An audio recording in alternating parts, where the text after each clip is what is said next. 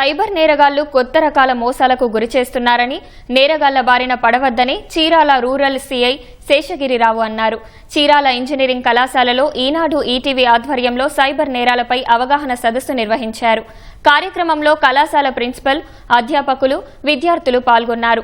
దేశవ్యాప్తంగా సైబర్ నేరాలు రోజురోజుకు పెరుగుతున్నాయని, అప్రమత్తంగా ఉండాలని సూచించారు.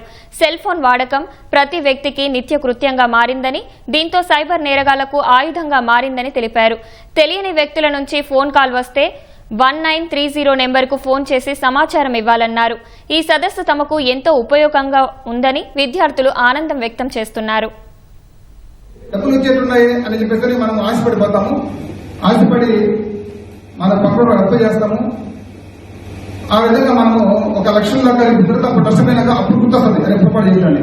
డ్రగ్స్ కి, గంజాయికి బాగా ఎడిట్ అయిపోతూ ఉంటారు. ఇంత చిన్న వయసులో కనుక ఇలాంటి బాధ్యత పడితే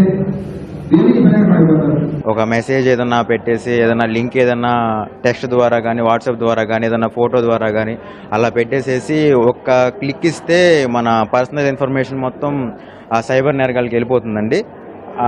అట్లాంటి వాటి గురించి ఒక అవగాహన అనేది మాకు మంచిగా ఇచ్చారు. అలా జరగకుండా ఉండాలంటే ఏం చేయాలనేది, ప్రెజెంట్ అవి ఎంత ఎఫెక్ట్ చూపిస్తున్నాయి అనేవి, వాటన్నిటి గురించి మాకు బ్రీఫ్గా మంచి అవగాహన సార్ ఇచ్చారండి. సైబర్ నేరాలు ఎలా జరుగుతున్నాయి, వాటి నుంచి ఎలా తప్పించుకో మాకు చాలా వివరంగా ఎక్స్ప్లెయిన్ చేశారు.